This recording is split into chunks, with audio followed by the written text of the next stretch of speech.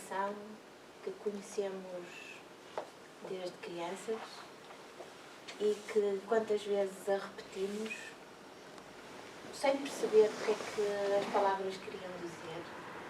Repetimos-la quase que de uma forma como fazem um mantra, como se preparássemos o nosso espírito e a nossa alma para que depois pudéssemos melhorar a nossa comunhão com Deus.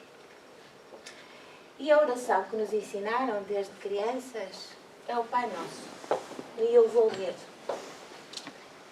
Pai nosso que estás no céu, santificado seja o vosso nome, venha a nós o vosso reino, seja feita a vossa vontade, assim na terra como no céu. O pão nosso de cada dia nos dai hoje. Perdoai-nos as nossas ofensas, assim como nós perdoamos a quem nos tem ofendido. E não nos deixeis cair em tentação, mas livrai-nos do mal. É esta a proposta de estudo para hoje. Portanto, compreender, entender de facto o que é que cada uma destas palavras significa. Esta foi a oração que Jesus nos ensinou e que toda a humanidade conhece. Portanto, esta é a nossa proposta de estudo, mas antes disso, vamos ler aqui uma mensagem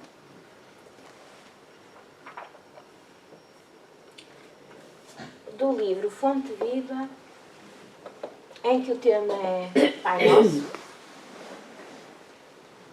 E, como sabem, é psicografada por Francisco Cândido Xavier e interpretada por Emmanuel. Portanto, Pai Nosso. A grandeza da prece dominical nunca será devidamente compreendida por nós que lhe recebemos as lições divinas.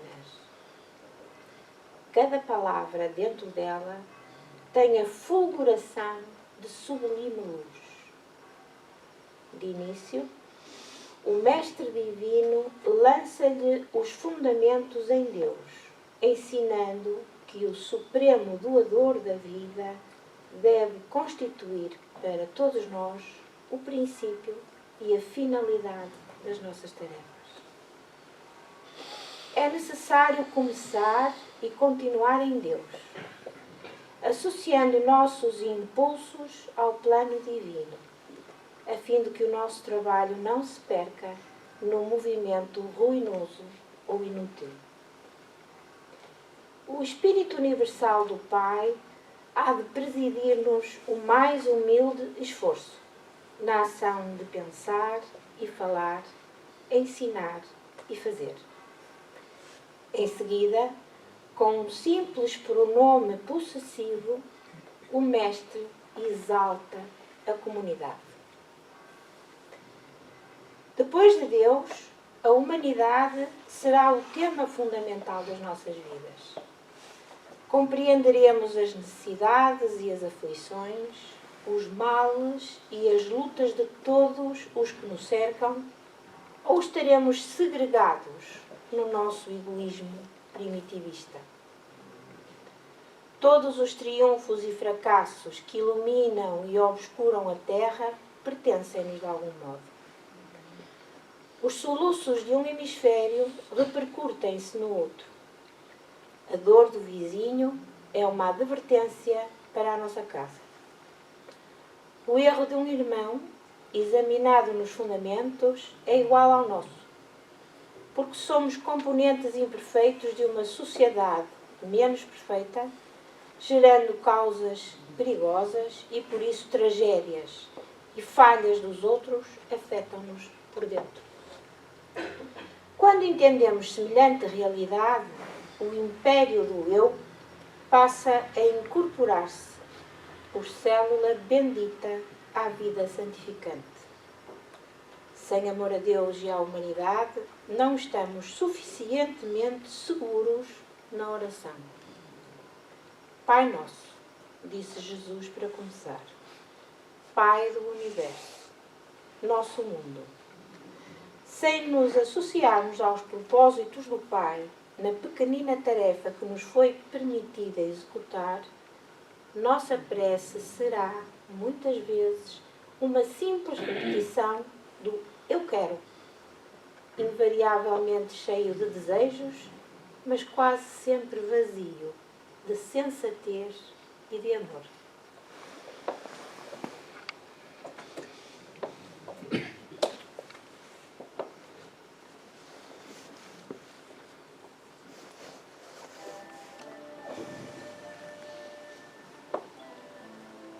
E depois destas palavras que já nos despertam bastante para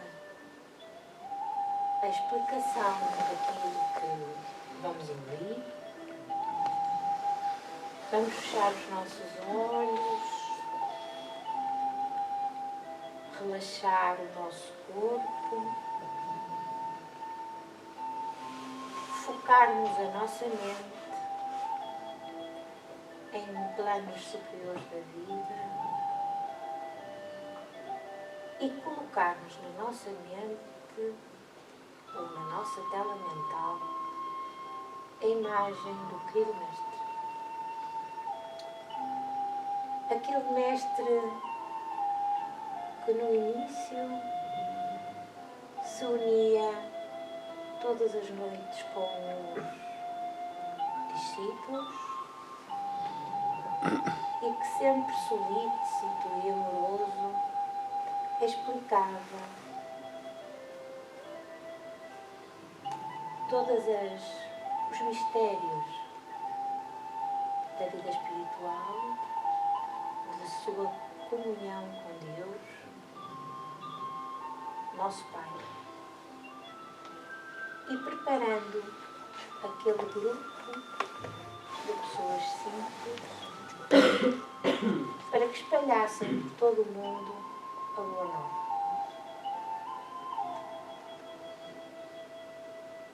Coloquemo-nos aí, nesse quadro que ficou plasmado para todo sempre. Sintamos as duas vibrações que emanam daquela figura maravilhosa, inigualável de Jesus.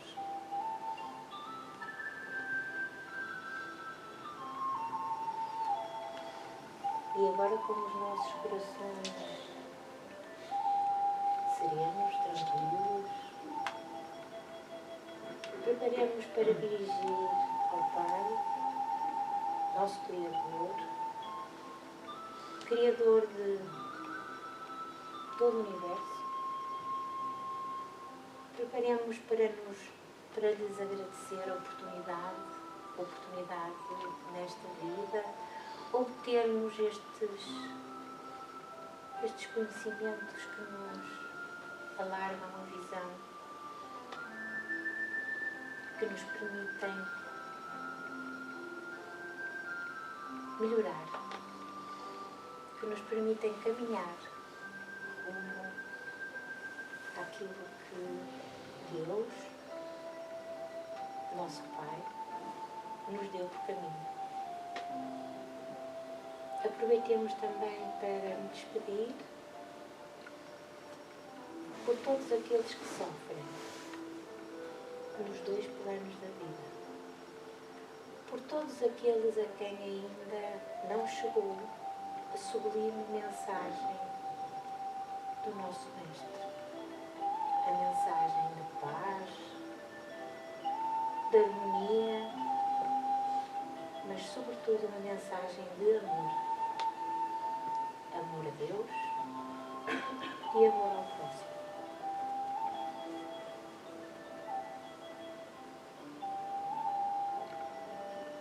Pedimos então autorização para dar início ao estudo deste domingo. Pedimos aos nossos benfeitores espirituais, aos benfeitores desta casa, para nos incluir, para ficar connosco. E pedimos ao Mestre fácil. De alguma forma. Presente. Muito obrigada.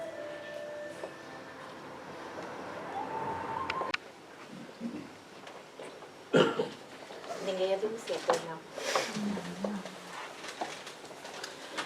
Então o tema de hoje é este mesmo. É o último capítulo do livro Evangelho segundo o Espiritismo e diz respeito à coletânea de preces.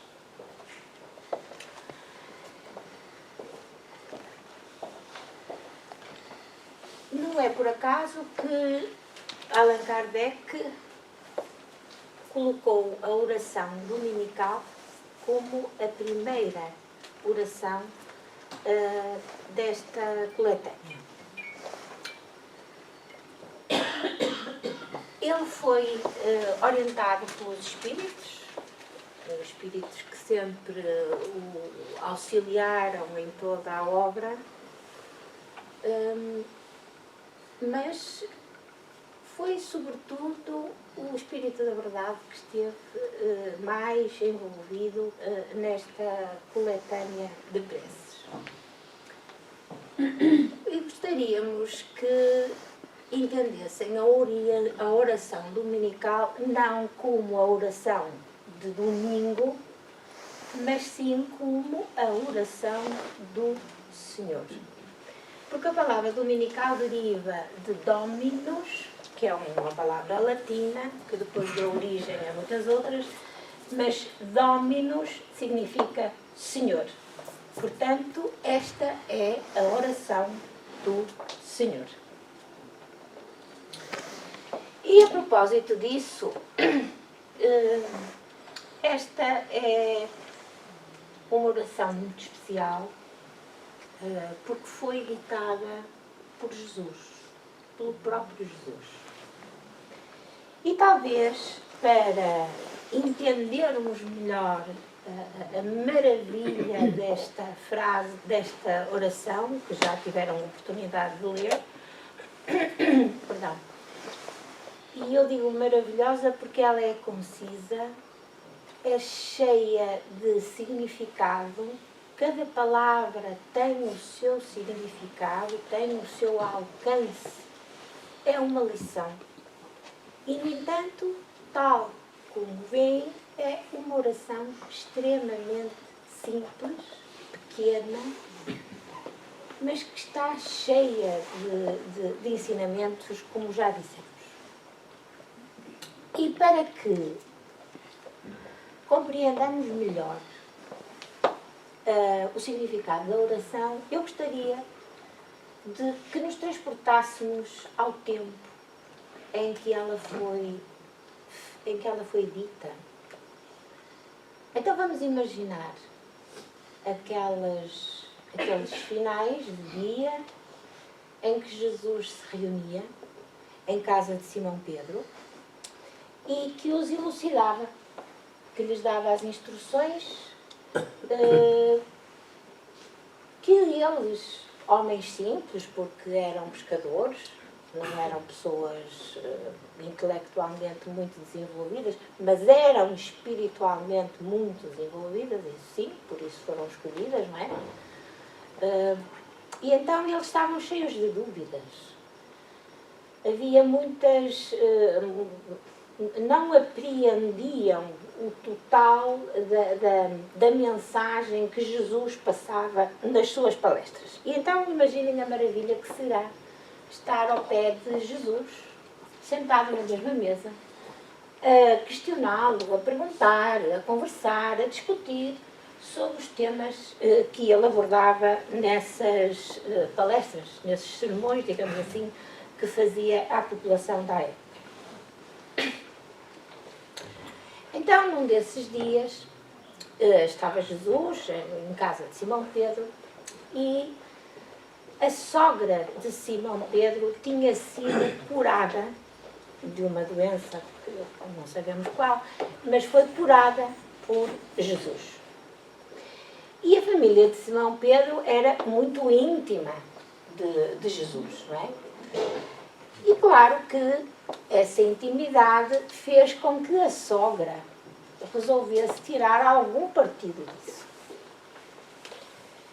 E chamou Simão Pedro e disse-lhe, sendo nós os primeiros dos discípulos, dos seguidores de Jesus, estando ele aqui tão próximo de nós, será que ele não nos podia ajudar nesta nossa vida tão dura? Nestes nossos problemas, até económicos, temos tantos problemas de casa, não temos escassos recursos, não temos servos, temos que fazer todo o trabalho de casa, tu tens que sair todos os dias para pescar. E Simão Pedro ficou com aquilo no ouvido. E então, logo que encontrou Jesus e achou oportuno falar sobre isso, perguntou-lhe, mestre, será que Deus ouve todas as nossas orações? Se calhar nós também já fizemos esta questão nós próprios várias vezes, não é? Será que Deus ouve as nossas orações? E Jesus foi peremptório. Claro que sim. Claro que sim. Claro que ouve. Então, de outra forma, como é que se explicaria, disse Jesus a Pedro, que tantas almas recorressem ao longo dos séculos a Deus sob oração? Nunca tenhas dúvida que isso acontece. Simão Pedro ficou um pouco atrapalhado, porque, de facto, ele pedia tanta coisa a Deus e achava que essas coisas que ele pedia não lhe eram dadas. E disse, e claro, Jesus, não é, interpretou isso facilmente, não é? Como devem imaginar. E perguntou a Simão Pedro, mas tu o que é que pedes a Deus, Pedro? E Pedro disse, eu peço para que a minha vida melhore, para que os recursos materiais da minha família sejam melhores, para que a minha esposa não tenha que trabalhar tanto na horta, enquanto que há outros que têm imensos servos, a minha mulher farta-se de trabalhar. E eu também gostaria, em vez de estar aqui a passar o meu tempo com grande esforço a pescar, tivesse outro tipo de remuneração. Assim como falava ele do Levi, que era um indivíduo muito rico, porque era cobrador de impostos e era escriba. E Jesus respondeu-lhe, todo o trabalho é sagrado, tu hoje és pescador, amanhã serás um divulgador, um difundidor da palavra de Deus. Portanto, cada coisa no seu tempo. Todos somos servos de Deus, todo o trabalho é útil e, basicamente, será uma coisa temporária, não é? Porque a vida não é só uma. Hoje temos uma profissão, amanhã teremos outra. E Simão lá foi embora, mais uma vez, ainda não muito convencido, mas foi. Numa outra reunião seguinte, Pedro volta a perguntar a Jesus se já melhorou, de facto, a sua compreensão sobre a oração e conseguiu estabelecer uma relação com Deus mais estreita. E pergunta ao Mestre, Jesus, ensina-nos a orar. E foi aí que Jesus nos deu esta oração que perdurou pelo tempo e que nós ainda hoje proferimos, muitas vezes de forma maquinal, sem refletirmos nas palavras que dizemos, e é por isso que hoje estamos a estudar esta oração. Então, vamos começar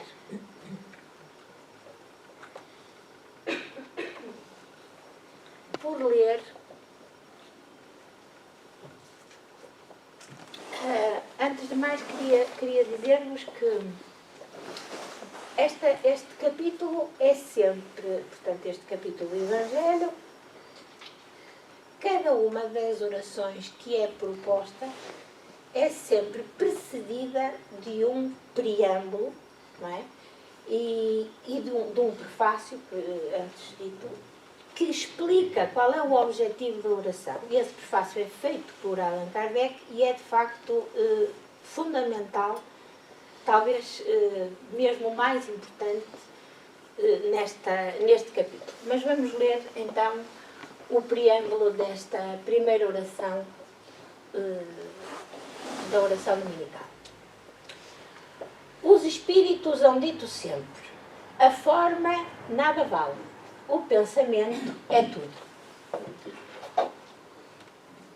A forma nada vale, o pensamento é tudo. Portanto, o que interessa de facto é a nossa ligação, a nossa conexão com Deus e o pensamento que lhe queremos transmitir. Agora, a forma como dizemos, cada um tem as suas palavras, cada um tem a sua forma de falar. O que interessa é a vontade e a sinceridade com que o fazemos. Ore, pois, cada um segundo as suas convicções e da maneira que mais o toque. Um bom pensamento vale mais do que grande número de palavras, com as quais nada tenha o coração.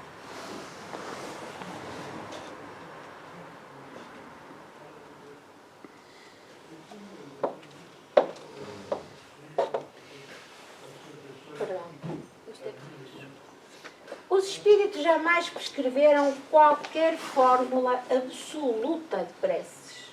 Portanto, nós bem sabemos que na doutrina espírita não existem fórmulas. Não há orações para fazer de manhã, nem à noite. Cada um ora da forma que entender, desde que, lá está, tenha sinceridade e vontade de se conectar com Deus. E quando os espíritos dão alguma forma, é apenas para fixar as ideias e, sobretudo, para ajudar e chamar a atenção sobre certos princípios da doutrina espírita. Fazem-no também com o fim de auxiliar aqueles que se sentem embaraçados para externar as suas ideias. Portanto, aqueles que têm alguma dificuldade, não sabem como é que hão de se dirigir a Deus. E depois há aqueles também que só acreditam que oram quando transmitem os seus próprios pensamentos, não é? E isso é o que está correto. Isto não passa. Não vale a pena. O objetivo da prece consiste em elevar a nossa alma a Deus. Isto é que é importante. O objetivo da prece consiste em elevar a nossa alma a Deus. A diversidade das fórmulas nenhuma diferença deve criar entre os que nele creem, nem ainda menos entre os adeptos do Espiritismo, porquanto Deus as aceita todas quanto sinceras. Portanto, não interessa a língua em que fazem, nem interessa tampouco o credo que as pessoas, a religião que as pessoas se afiliam. O que interessa, de facto, é a forma como se conectam com Deus. A coletânea de preces que este capítulo encerra representa uma escolha feita entre muitas que os espíritos ditaram em várias circunstâncias. Eles, sem dúvida, podem ter ditado outras e em termos diversos, apropriadas a certas ideias ou a casos especiais, mas pouco importa a forma, se o pensamento é o mesmo. Portanto, Allan Kardec, como do costume, reitera as ideias para que elas fiquem bem impressas na nossa mente. Portanto, a forma não interessa. Interessa é o pensamento que lhe está associado.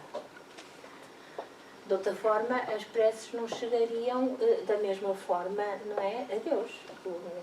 Isso realmente seria uma desigualdade enorme, porque nem todos temos o mesmo desenvolvimento de linguagem, nem o mesmo desenvolvimento intelectual, não é? E, portanto, isso seria, de facto, de uma injustiça a que Deus não pode de maneira nenhuma estar associado. Não há, pois, considerar esta coletânea como um formulário absoluto e único, mas apenas uma variedade no conjunto das instruções que os Espíritos ministram. É uma aplicação dos princípios da moral evangélica. Portanto, vejam realmente o interesse deste capítulo que muitas vezes nós lemos assim, en passant. De facto, estão aqui resumidas todas as leis divinas, todos aqueles conselhos do ponto de vista moral que ao longo do livro são desenvolvidos.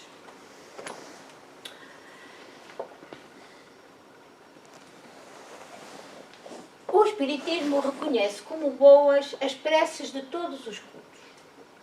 E isto é importante. Quando ditas de coração e não de lábios somente. Nenhuma impõe, nem reprova nenhuma. Portanto, Deus é sumamente grande para repelir a voz que lhe suplica ou lhe entoa louvores, porque o faz de um modo ou não de outro. Basta nós pensarmos, de facto, nas qualidades de Deus, que nos ensina logo o livro dos Espíritos, não é? E então, do que é que uns chegaria lá, não é? Chegaria a Deus, se dissessem numa determinada língua ou sob uma determinada religião, o Deus é igual para todos, não é?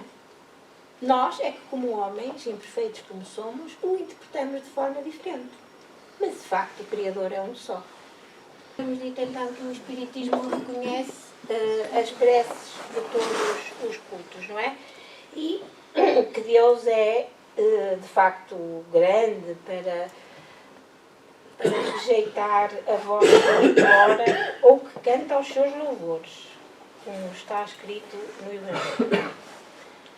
Quem quer que lance anátema às preces que não estejam no seu formulário, provará que desconhece a grandeza de Deus. Não é? Portanto, isto decorre da frase anterior. Querer que Deus se atenha a uma fórmula é emprestar-lhe a pequenez e as paixões da humanidade. Portanto, acho que não há dúvidas quando lemos esta frase, não é? Sem sombra de dúvida. Segundo São Paulo, a condição essencial à prece é que seja inteligível, ou seja, clara, para que nos possa falar ao Espírito. Portanto, nós temos que entender as palavras da prece. Para isso não basta que seja dita numa língua que aquele que ora compreenda. Há preces em língua vulgar que não dizem ao pensamento muito mais do que fossem proferidas em língua estrangeira e por isso não chegam ao coração. Lembram-se daquela história que surge no Evangelho em que estão dois indivíduos a orar no templo, um deles é um fariseu, não é? Um doutor da lei, e o outro é um indivíduo qualquer, e um deles apresenta-se, não é? O fariseu apresenta-se e diz em voz alta, Deus e tal, eu que te conheço, eu que sou assim, que sou assado, e portanto chamando a atenção para si, vendo, não é, tornando-se vaidoso, orgulhoso, como era conhecido que os fariseus eram, e de facto as suas palavras, por muito bonitas e rebuscadas que fossem, não chegaram a Deus. Mas o pobre do indivíduo que estava ao lado, que pediu a Deus coragem, que pediu a Deus a intuição para seguir o seu caminho, esse sim, essas palavras foram ouvidas e chegaram a Deus. Portanto, lá está que o que interessa é de facto a sinceridade e o pensamento que está implícito em cada uma das preces. Portanto, só para vos dizer ainda que as raras ideias que elas contêm ficam as mais das vezes abafadas pela superabundância das palavras. Portanto, aquelas palavras muito rebuscadas, aquelas figuras e aquelas metáforas, isso são floreados, no fundo não interessa. O que interessa é o pensamento. E se nós pensarmos que, de facto, a simplicidade, não é? Como vamos ver mais à frente, a simplicidade das palavras, o facto de elas serem concisas, isso é uma característica dos espíritos elevados. Eles dizem pouco, em poucas palavras, a sua mensagem é clara, chega a todos. E isso, de facto, é um dos atributos que nós vamos ver e que já vimos até na oração que Jesus nos ensinou.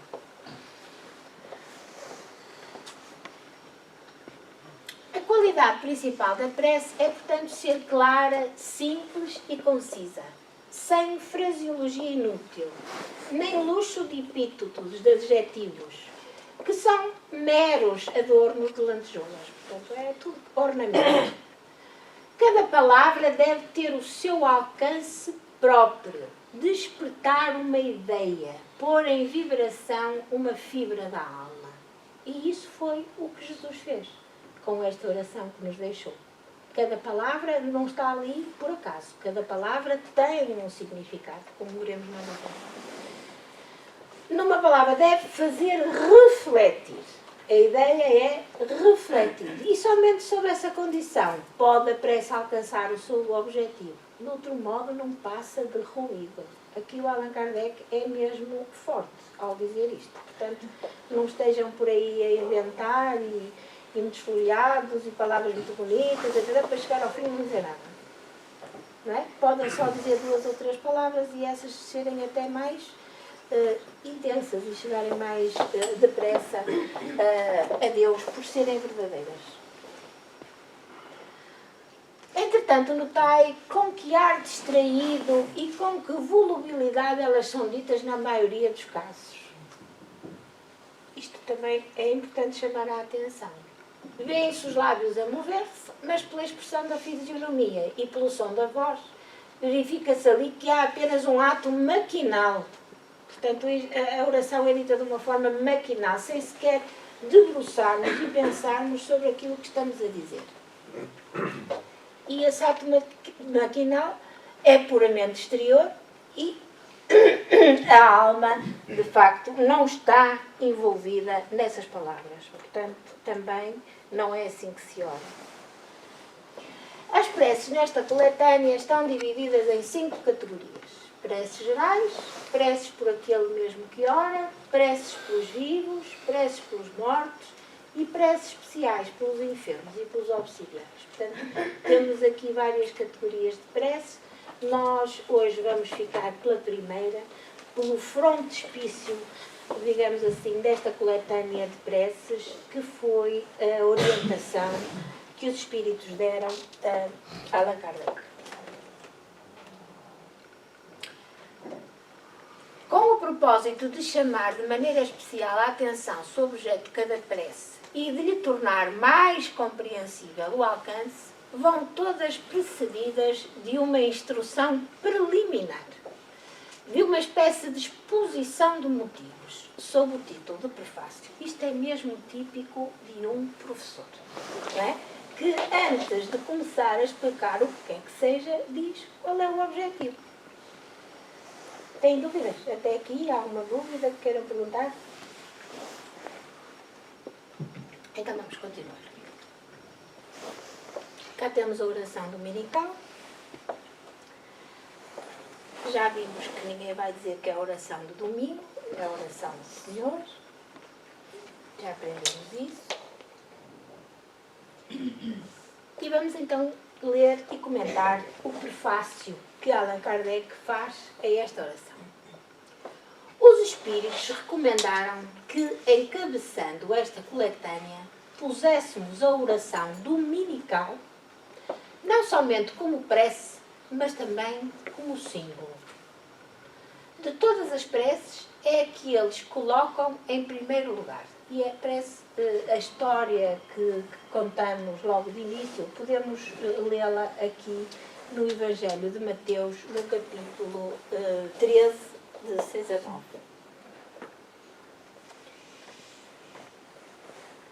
Seja porque procede do próprio Jesus, seja porque pode suprir a todos. Ou seja, é uma oração que pode ser dita em qualquer lugar, em qualquer circunstância, porque de facto abarca tudo aquilo que nós desejamos pedir a Jesus. É o mais perfeito modelo de concisão, sem dúvida. Verdadeira obra-prima de sublimidade na simplicidade. Portanto, como já aqui foi dito, é concisa, ou seja, é clara, é pequena, utiliza palavras cheias de significado, mas simples. Já Leonardo da Vinci dizia isso, não é? Que na simplicidade é que havia, de facto, a arte estava na simplicidade. Portanto, grandes pensadores ao longo do tempo foram sempre adeptos de que na simplicidade é que está, de facto, o grande valor que as obras têm. E esta, assim é concisa.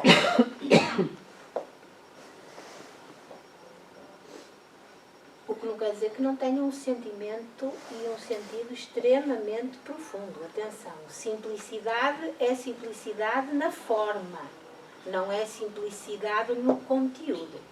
São coisas diferentes. Com efeito, sob a mais singela forma, ela resume todos os deveres do homem para com Deus, para consigo mesmo e para com o próximo. E vamos parar aqui um bocadinho. Porque, de facto, o grande objetivo desta oração é mostrar as três dimensões que o homem tem. Ou seja, a sua ligação com o divino, a sua ligação com ele próprio e a sua ligação com o outro. Certo? É o primeiro mandamento, amai a Deus sobre todas as coisas e amai ao próximo como a si mesmo. E esta oração mostra, revela, exprime estas três dimensões do homem. Encerra uma profissão de fé, um ato de adoração e de submissão. O pedido das coisas necessárias à vida e o pedido da caridade. Então vá. Encerra uma profissão de fé. Ou seja, nós temos um caminho a percorrer. Porque o escolhemos. Certo?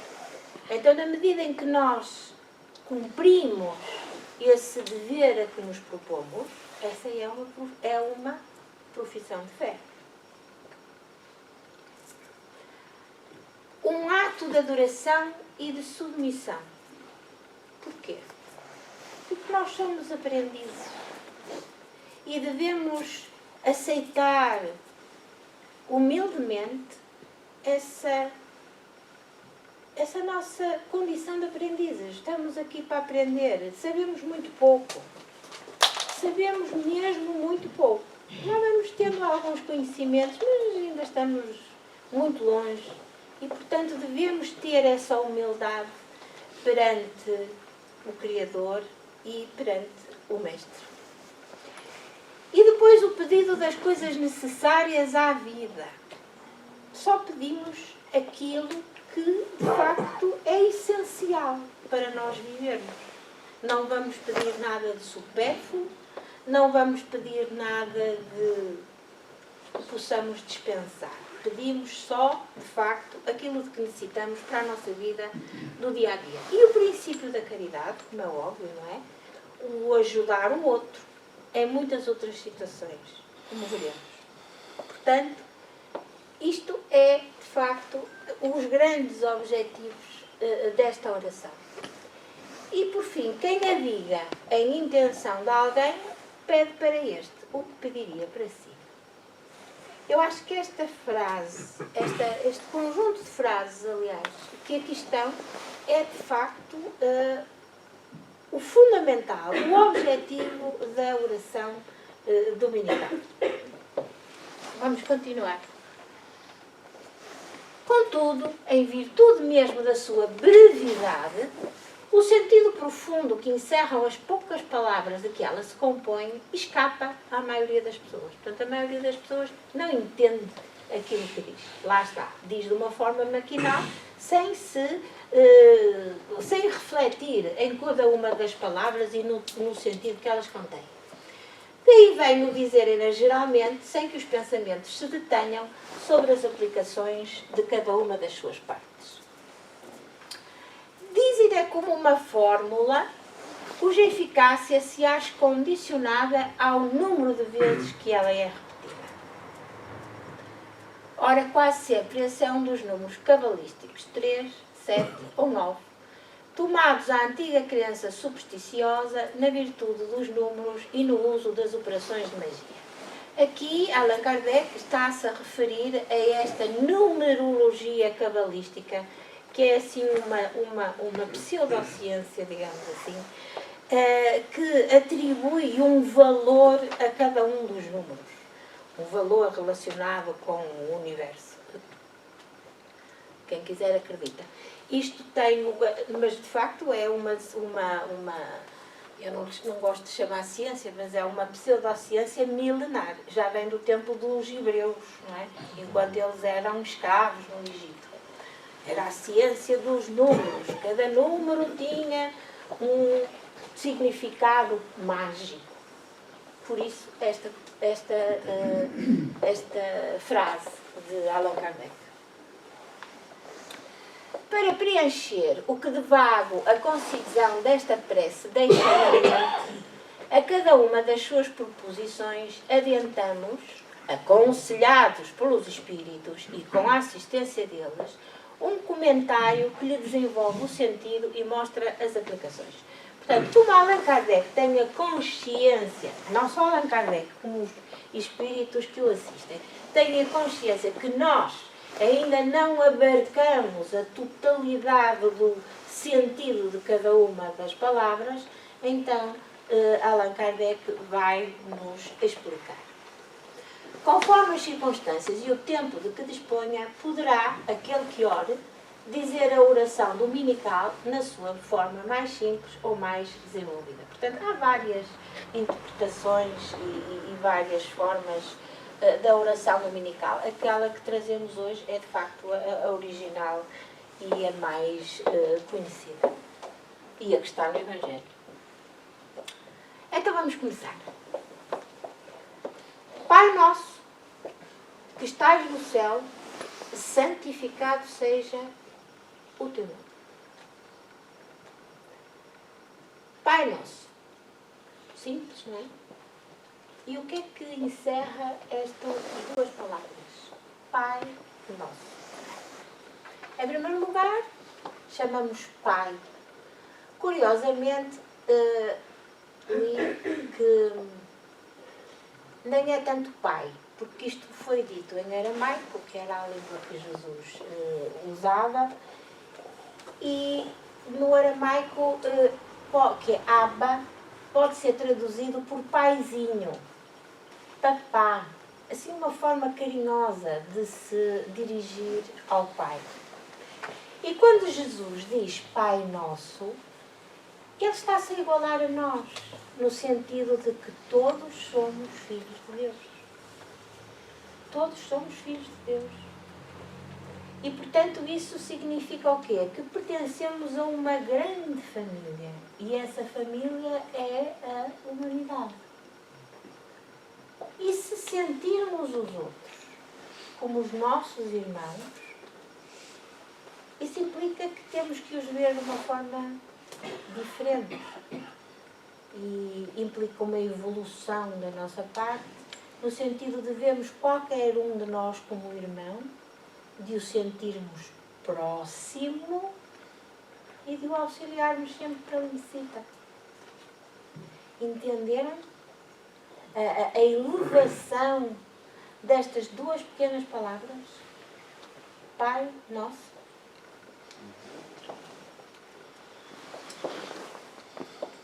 estás no céu. A maior parte destas orações diz que estais nos céus. Escrevi no céu porque é assim que está no Evangelho, mas na maior parte dos livros que li e que consultei para hoje, diz que estás nos céus. E faz mais sentido que estás nos céus. Porquê? Porque nos leva a que, vamos lá ver se consigo traduzir esta ideia, nós vamos evoluindo como espíritos, certo? E à medida que nós evoluímos, a nossa visão de Deus é diferente. Certo? E, portanto, é um céu diferente. Cada céu é aquele que nós entendemos, que nós conseguimos interpretar. À medida que evoluímos, o céu tem um significado diferente para nós. Portanto, é natural que haja de vários céus. Não porque existem na realidade, mas porque é assim que nós os conseguimos ver. Uma dimensão mais alargada. Exatamente, uma dimensão cada vez mais alargada. Não é? Santificado seja o teu nome. Santificado seja o teu nome, não é? Portanto, nós somos todos filhos de Deus, somos todos abençoados por Ele. E temos que o santificar, temos que lhe dar um significado bem especial. Se o compreendermos, não daquela forma humanizada, mas com uma inteligência muito superior à nossa, que nós não conseguimos ainda entender, porque ainda estamos neste estado evolutivo. Mas certamente Jesus tinha uma relação com o Pai e um conhecimento com o Pai muito diferente do nosso. E vejam a humildade com que ele diz: Pai Nosso. Chega a ser comovente, não é? Em todas as obras... Perdão, que eu não li. O que estava atrás. Queremos em Ti, Senhor, porque tudo revela o Teu poder e a Tua bondade. A harmonia do universo dá testemunho de uma sabedoria, de uma prudência e de uma previdência que ultrapassam todas as faculdades humanas. Em todas as obras da criação, desde o raminho de erva minúscula e do pequenino inseto até aos astros que se movem no espaço, o nome se acha inscrito de um ser soberanamente grande e sábio.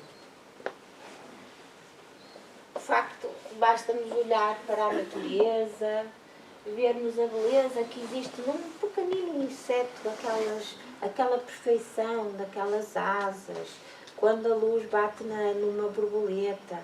Que lindo que é, não é? Um pôr do sol, um prado verde cheio de flores. É impossível que não haja uma criatura, de facto, imensamente inteligente, imensamente boa,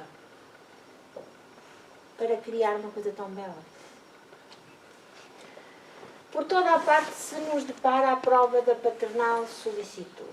Portanto, cego é aquele que não te reconhece nas tuas obras, orgulhoso, aquele que não te glorifica, e ingrato, aquele que não te rende graças.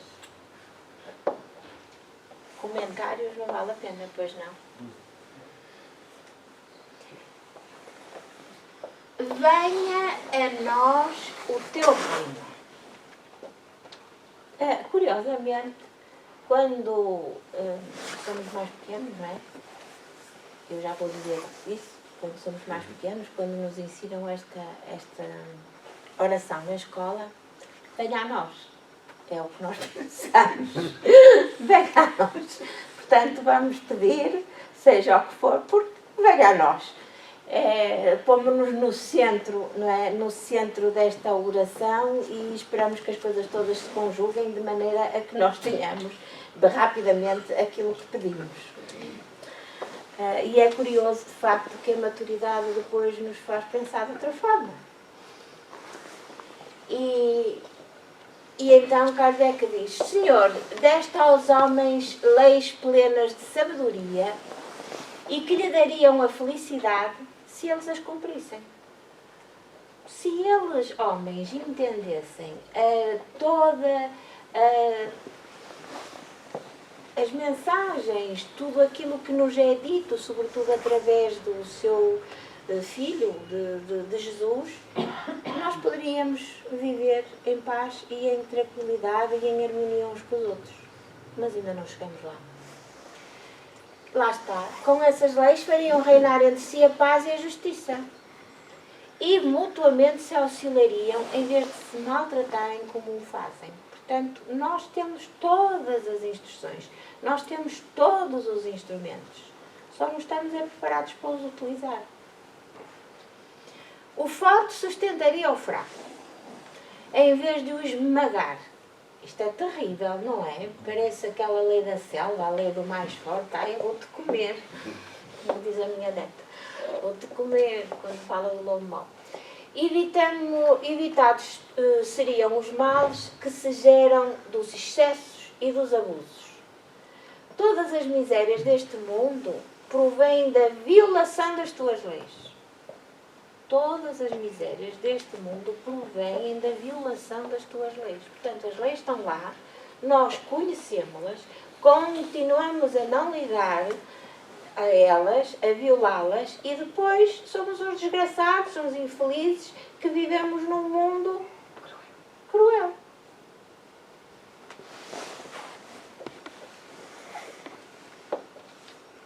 Fatais consequências quando não cumprimos as leis. E nós estamos a viver isso agora. E vivemos sempre. Mas agora mais. Agora mais porquê? Porque temos mais consciência. Deste ao bruto o instinto, que lhe traça o limite do necessário. O bruto, portanto, era aquele indivíduo, não é? Os nossos antepassados que não tinham ainda nem inteligência nem consciência desenvolvida. E ele maquinalmente conformou-se. Era o que ele podia fazer. Ao homem, no entanto, além desse instinto, desta inteligência e a razão. Não é? Portanto, isto quer dizer a evolução que nós, como espécie humana, tivemos. No início era só um instinto, depois formou-se a inteligência e a racionalidade. Mas também lhe deste liberdade, o tal livre-arbítrio. A liberdade de cumprir ou infringir aquelas das tuas leis que pessoalmente lhe concernem. Ou seja, a liberdade entre o bem e o mal.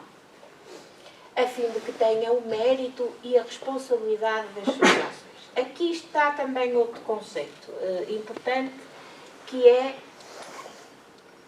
o porquê do existir o bem e o mal, porque é que só não existe tudo bem, tudo é bom e bonito e nós não tínhamos que fazer esforço nenhum. Não é? Não havia mal no mundo. E nós todos, pronto, estávamos ali encostados à sombra da bananeira ou à sombra de uma palmeira numa praia tropical e pronto. Mas não, há o bem e o mal porque é necessário, e Deus assim o quis, que nós nos esforçássemos para atingir o bem. Porque só assim é que podemos evoluir. Só assim é que nós compreendemos e interiorizamos aquilo que de facto necessitamos para evoluir. Não tenham dúvida. É como os pais fazerem os TPC dos meninos. E eles depois chegam lá à aula e não sabem. Porque não foram eles que fizeram. É, não é? É igual. É tão simples. As noções são todas simples. O difícil é pôr em prática, eu sei. Mas é tudo simples.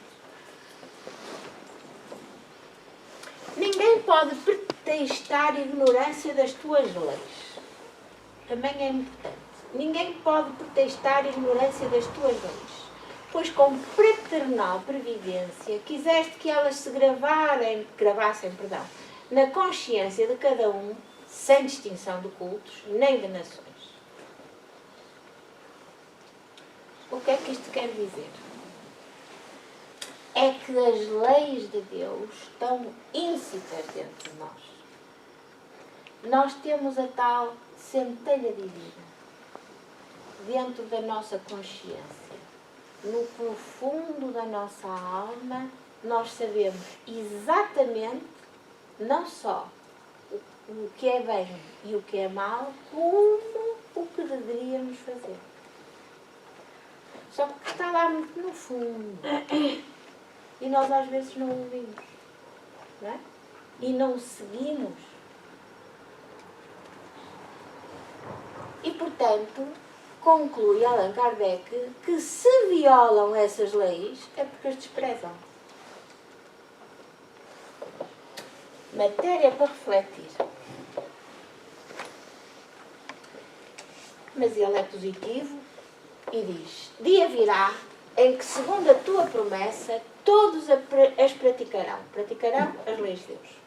Então a incredulidade terá desaparecido. Portanto, já ninguém não acredita que haja um Criador e que tudo foi feito com carinho, com amor e que nada é por acaso, como ainda há muitas correntes materialistas que seguem esse caminho. Todos te reconhecerão por soberano, Senhor de todas as coisas, e o reinado das tuas leis será o teu reino na terra. Digna-te, Senhor, de apressar-lhe o advento, outorgando aos homens a luz necessária que os conduza ao caminho da verdade.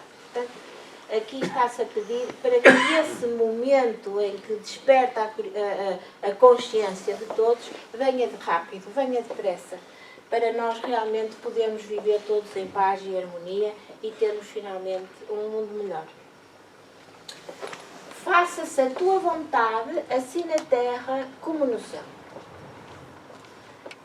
Se nos lembrarmos deste texto de Lacordaire, que está no capítulo 5 do mesmo livro, do Evangelho, em que diz: bem-aventurados os aflitos, é o tema desse capítulo, e Lacordaire diz: bem-aventurados os que têm ocasião de provar a sua fé, a sua firmeza, a sua perseverança e a submissão à vontade de Deus, porque terão centuplicada a alegria que lhes falta na terra, porque depois do labor virá o repouso. Portanto, está na instrução dos Espíritos, Lacordaire, a estimular-nos a seguir o bom caminho, porque seremos recompensados por isso mesmo 100 vezes. E outra coisa muito interessante que Lacordaire também diz, e que mais à frente poderíamos voltar a esse tema, é que Deus só dá as provações a quem tem capacidade de as sofrer, suportar. Obrigada. Não é? E isto é maravilhoso.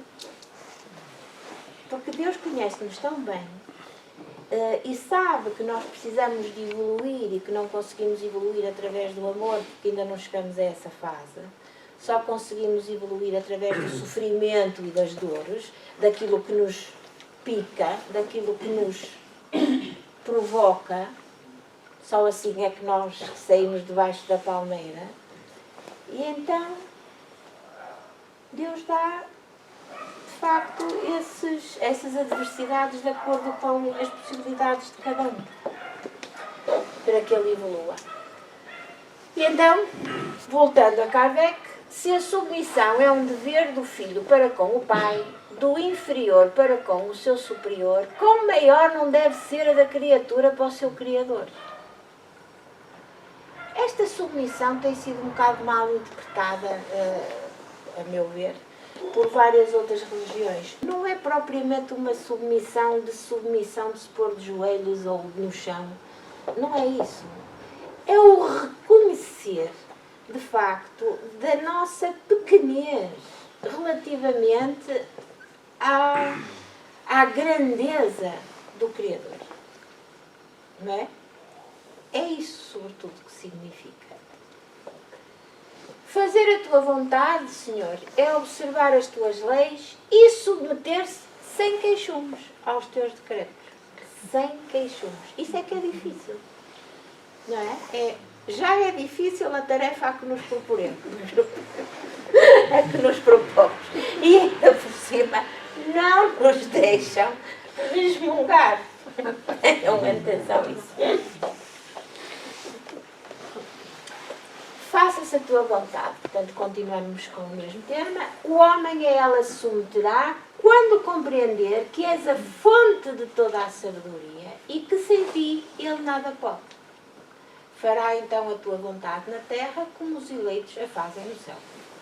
Chamaríamos aqui a atenção também, que já estudamos isso em capítulos anteriores, em que de facto nós muitas vezes pedimos a Deus uma determinada coisa, mas Deus dá-nos outra. Porquê? Porque Deus conhece-nos e sabe exatamente aquilo de que nós precisamos. E nós fazemos isso com os nossos filhos. Não é? Eles pedem-nos determinada coisa e nós sabemos que isso que eles pedem não está de maneira nenhuma de acordo com um bom caminho que eles possam levar e então negamos. E os meninos ficam zangados, mas o que é que não me deste? O que é que não sei o quê? Porque estou a fazer o melhor para ti. Porque estou a olhar por ti. Não dizemos isso muitas vezes? Com Deus é igual.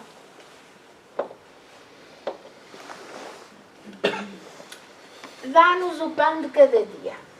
E agora aqui também é interessante, porque este pão de cada dia tem dois significados. Tem por um lado o significado material e por outro lado o significado espiritual. E dentro do significado material é aquilo que nós pedimos de essencial para mantermos a nossa vida do dia a dia. É o essencial, não é o supérfluo. Como dizia numa entrevista que vi aqui há pouco, Chico Xavier falava do pão. O pão de Deus. E que estava tudo muito bem. O problema era quando nós começávamos a pedir a manteiga.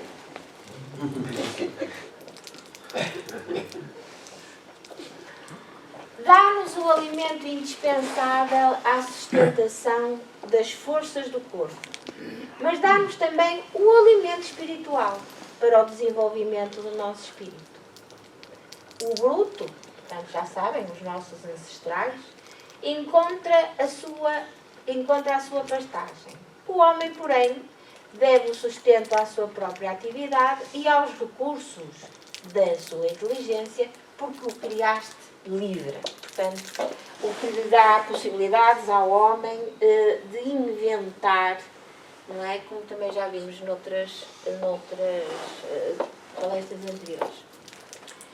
Tu lhe has dito, tirarás da terra o alimento com o suor da tua fronte. Portanto, meus amigos, nada se faz sem esforço. Nada se faz sem esforço.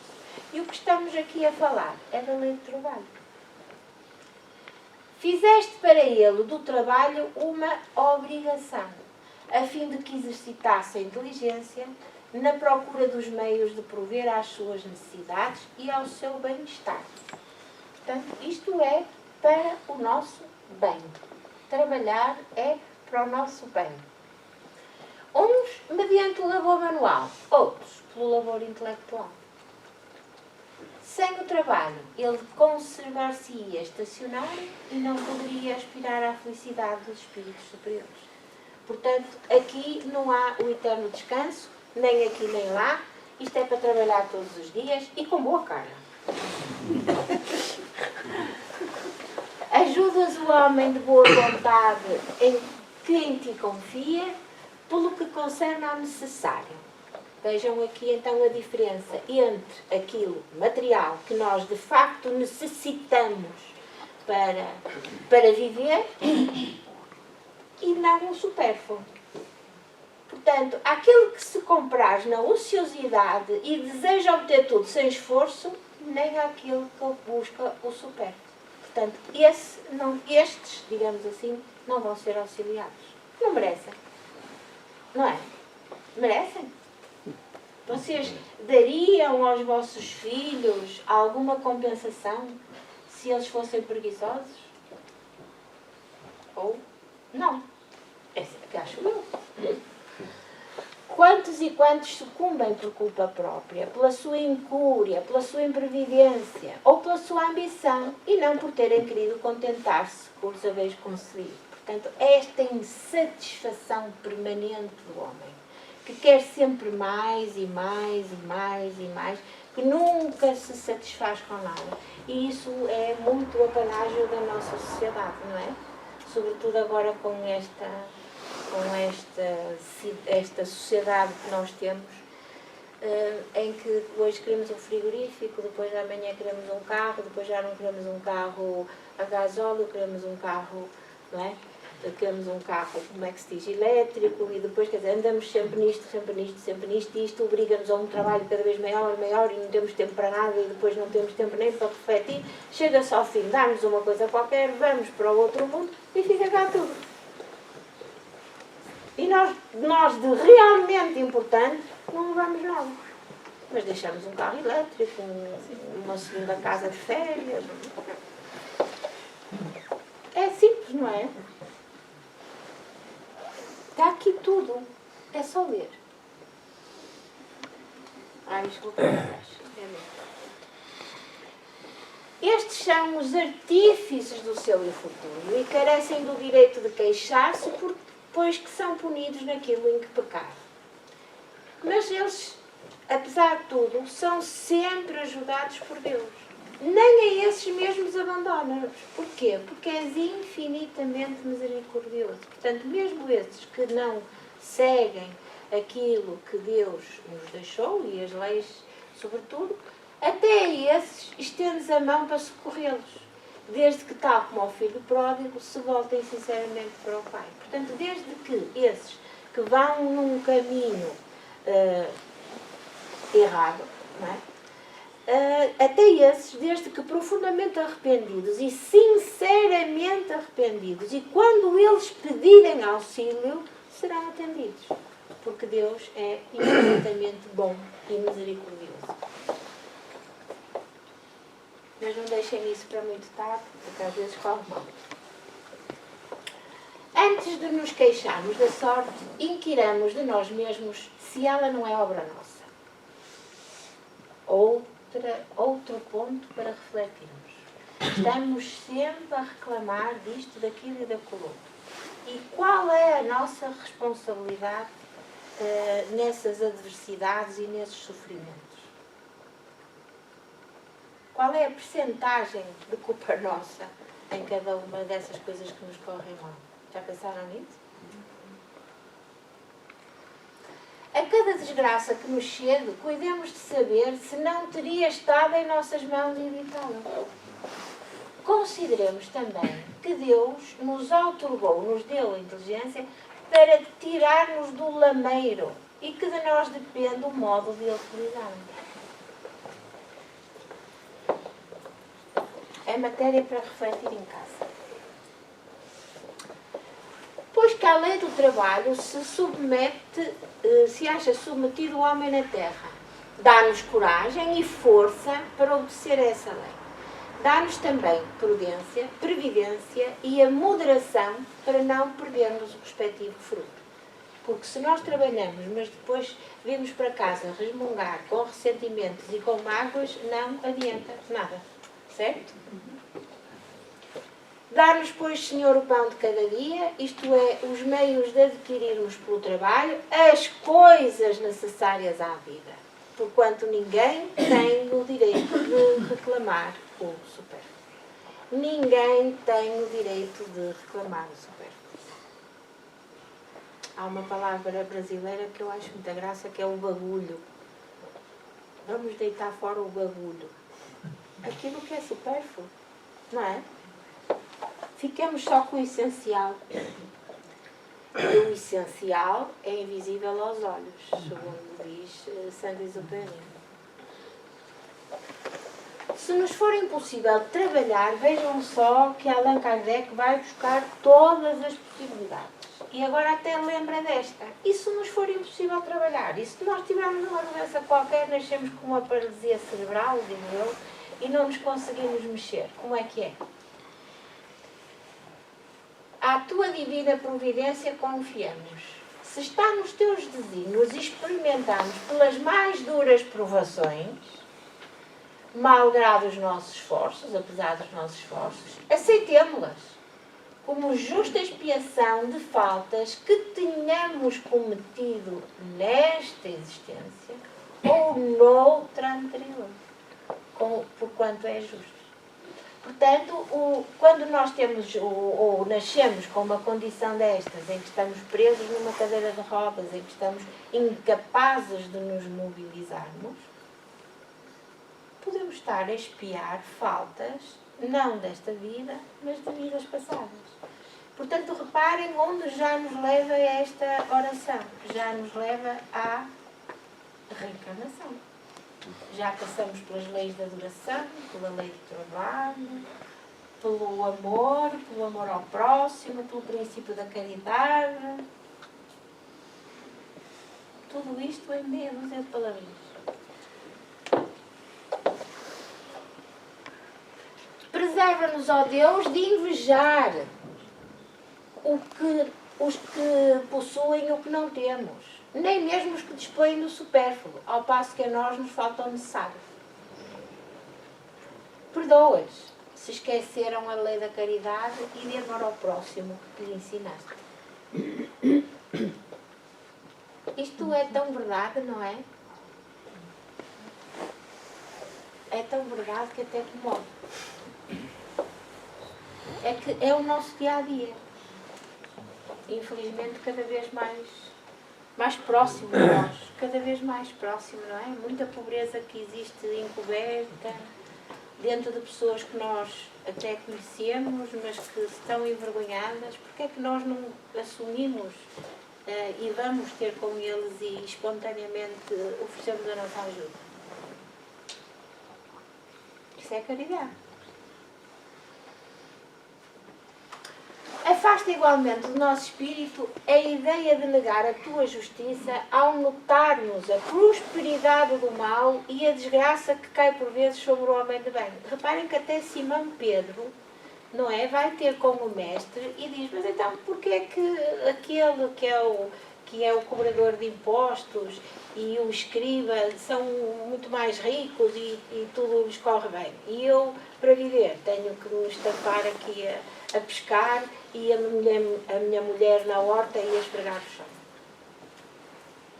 Não é muito diferente do que é hoje, passados 2000 e tal anos, pois não. Nós ainda continuamos a pensar assim. É triste que ainda continuamos a pensar assim, passados 2000 anos. Mas é um facto. As horas, pois é. Isto é muito grande e depois a pessoa envolve-se. Perdoa-nos, já estamos a acabar. Perdoa as nossas ofensas como os perdoamos aos que nos ofenderam. Cada uma das nossas infrações às tuas leis é uma ofensa que te fazemos. É como nós sentimos quando os nossos filhos não fazem aquilo que nós lhes pedimos que fizessem. É a mesma coisa.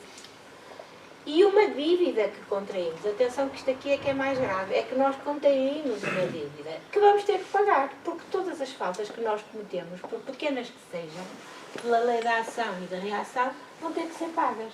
E se não forem aqui e agora, vão ser um dia mais tarde. Mas elas vão ser pagas, não tenham dúvida.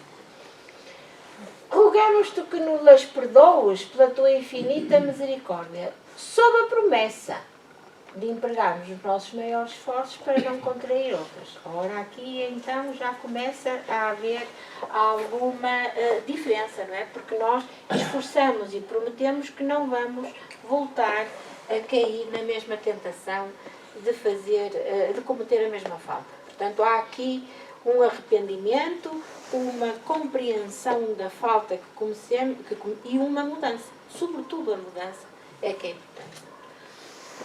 Tu nos impuseste por lei expressa a caridade. E a caridade não consiste apenas em assistirmos aos nossos semelhantes em suas necessidades.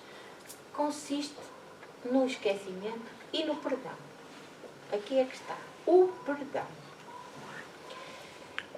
E com que direito é que nós reclamaríamos a tua indulgência se não usássemos dela para com aqueles que nos hão dado motivo de queixa? Portanto, isto também já foi desenvolvido naquele capítulo fantástico da Joana de Ângeles, que é de facto a libertação que nós sofremos quando perdoamos aos outros as faltas, digamos que aquilo que eles cometeram contra nós.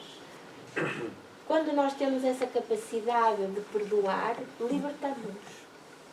Senão ficamos presos àqueles problemas que os outros nos causaram. Ficamos com ressentimento, com mágoa. E tudo isso nos vai prejudicar, não só física, como espiritualmente. Portanto, o perdão é libertador.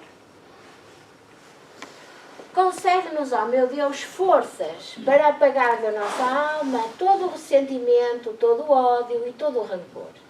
Faz com que a morte não nos surpreenda, guardando nós no coração desejos de vingança. Quem já está nesta doutrina há alguns anos sabe o que é que isto quer dizer, não é? Isto acaba nos espíritos obsidiados. Se te aprouver tirar-nos hoje mesmo deste mundo, faz com que nos possamos apresentar diante de ti, puros de toda a animosidade, a exemplo do Cristo, cujos últimos pensamentos foram em prol dos seus algozes. Isto é que é perdoar. Isto é que é perdoar. Mas um passo de cada vez, perdoemos coisas mais pequenas. Constituem parte das nossas provas terrenas as perseguições que os maus nos infligem. Devemos então recebê-las sem nos queixarmos, como todas as outras provas, e não maldizer dos que por suas maldades nos rasgam o caminho da felicidade eterna. Porquê? Porque nos obrigam a ter outra vez sentimentos negativos, de raiva, não é? De ressentimentos, de mágoas, de tudo isso.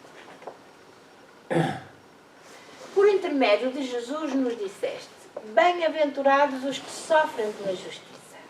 Bendigamos, portanto, a mão que nos fere e humilha, uma vez que as mortificações do corpo nos fortificam a alma e que seremos exalçados por efeito da nossa humildade. Portanto, seremos engrandecidos por efeito da nossa humildade. Isto já é um estadio um bocadinho mais elevado. Mas pronto, existe, está aqui e nós temos que entender que de facto um dia vamos chegar aqui. Um dia nós vamos ser de tal maneira perfeitos que o nosso pensamento vai ser uma oração constante.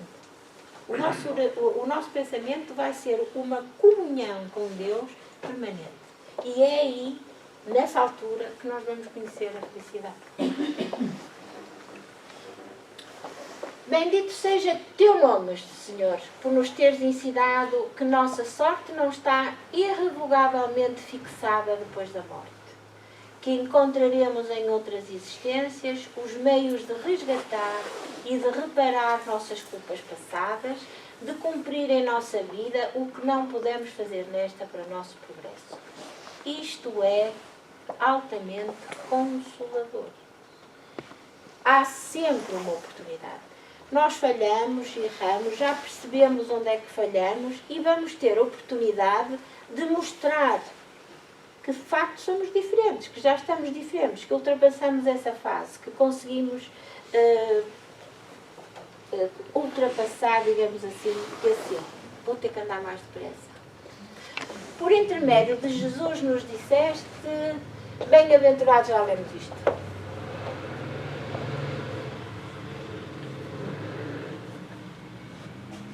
Assim se explicam, afinal, todas as anomalias da vida.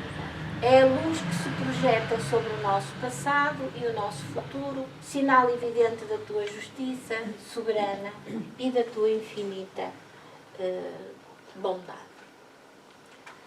Não nos deixes entregues à tentação, mas livra-nos do mal. Dá-nos, Senhor, a força de resistir às sugestões dos espíritos maus que tentem desviar-nos da senda do bem, inspirando-nos maus pensamentos. Obriga-nos a estar sempre vigilantes, não é? Sempre vigilantes, porque as tentações estão sempre aqui ao nosso lado. Orai e vigiai. Orai e vigiai. Mas somos espíritos imperfeitos, encarnados na Terra para expiar as nossas faltas e melhorar-nos. Em nós mesmos está a causa primária do mal. E isto é importante reconhecer. É que o mal está dentro de nós ainda. E se nós deixamos que ele venha cá para fora, que se exteriorize, estamos a abrir uma brecha para que espíritos com vibrações semelhantes à que estamos a exteriorizar se liguem a nós. E então aí estamos a seguir o caminho do mal. Fiz-me entender?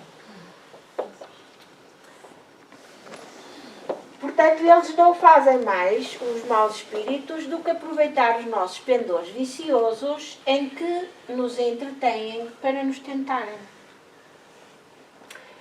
Cada imperfeição é uma porta aberta à influência deles, ao passo que são impotentes e renunciam a toda a tentativa contra os seus perfeitos. Portanto, os seus perfeitos são tão perfeitos que não têm pensamentos maus, obviamente não se sintonizam com os espíritos inferiores.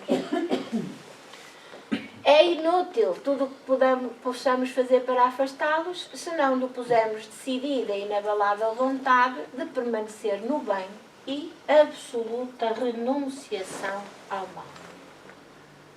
Agora, curioso é só chamar aqui a atenção que nós temos muito mais facilidade em reconhecer nos outros pequenas falhas do que em nós. É só uma parte, não é? Em nós é muito mais difícil reconhecermos aquilo que está errado. Porque será? E é contra nós mesmos que precisamos de dirigir os nossos esforços.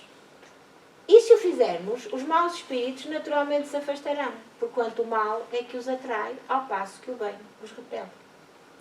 Senhor, ampara-nos na nossa fraqueza, inspira-nos através dos nossos anjos guardiães e dos bons espíritos. Portanto, há sempre espíritos que nos protegem, que estão connosco e que nos auxiliem.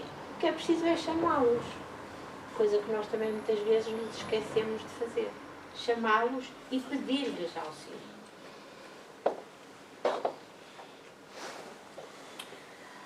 O mal não é obra tua, Senhor, porquanto o manancial de todo o bem, nada de mal pode gerar. Tão lógico, não é? Como é que um ser, uma criatura boa, infinitamente boa, pode criar o mal? Acho lógico. Somos nós mesmos que criamos o mal, infringindo as tuas leis, fazendo mau uso da liberdade. Quando nós, homens, cumprimos as tuas leis, o mal desaparecerá da terra, como já desapareceu de mundos muito mais adiantados que o nosso. Portanto, ainda por cima temos este conhecimento e não o usamos. O mal não constitui uma necessidade fatal, portanto aqui não há fatalismos para ninguém. E só parece irresistível aos que neles se comprazem. Desde que tenhamos vontade para o fazer, também temos a de praticar o bem.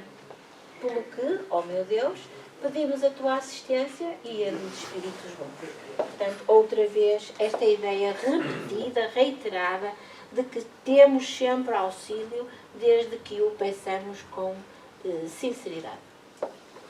Assim seja. Praza-te, Senhor, portanto é o teu desejo, que os nossos desejos se efetivem. Deus quer que os nossos desejos se efetivem. Mas nós curvamo-nos sob a tua sabedoria infinita. Que em todas as coisas que nos escapam à compreensão se faça a tua santa vontade e não a nossa. Pois somente queres o nosso bem e melhor do que nós sabes o que nos convém. Não faltam histórias no Evangelho sobre situações em que seres crentes pediram a Deus determinado número de coisas e Deus deu-lhes outras. E deu-lhes outras porquê? Porque achou que era aquilo que era necessário. Não é? Na sua infinita inteligência e bondade, achou que era aquilo que era necessário naquele momento o nosso irmão que pedia fervorosamente uma coisa completamente diferente. Dirigirmos-te esta prece, Deus, por nós mesmos e também por todas as almas sofredoras, encarnadas e desencarnadas, pelos nossos amigos e inimigos, por todos os que solicitem a nossa assistência e, em particular, para todos suplicamos a tua misericórdia e a tua bênção. Portanto, como veem, esta oração pode ser usada para múltiplos fins. E é então aqui, segundo a nota de Allan Kardec, que se podem formular os agradecimentos que se queiram dirigir a Deus e o que se deseja pedir para si mesmo ou para outro. Assim seja. E terminamos por aqui esta explicação desta oração que proferimos desde crianças e que, de facto, não refletimos sobre as palavras que dizemos.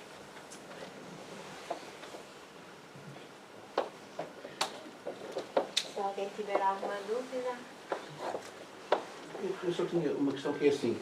Antigamente, quando era pequeno, nós dizíamos sempre o assim seja, ou seja, o Amém, é seguir ao Pai Nosso, não é?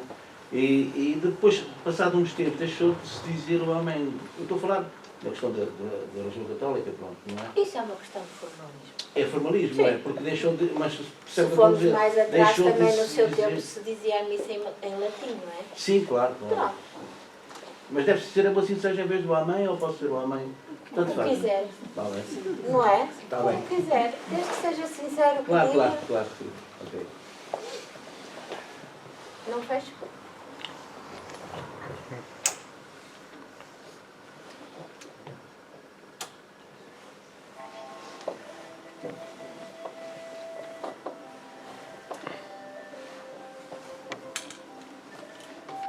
Vamos então de novo e para terminar este estudo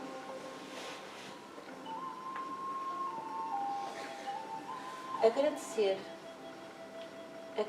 a Deus a oportunidade que tivemos de compreender esta oração tão bela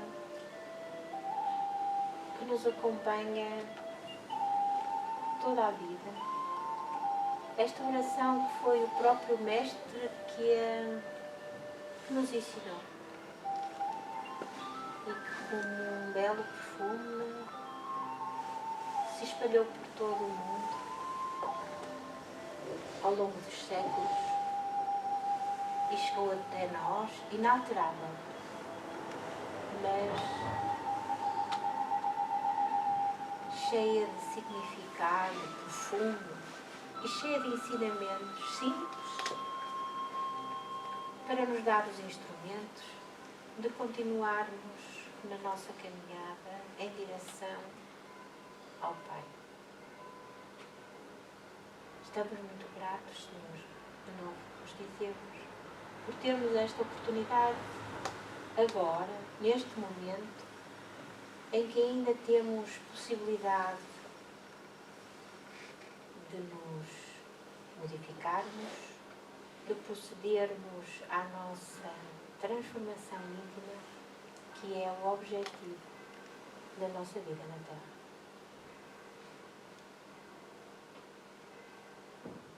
Obrigada por todas estas lições magníficas.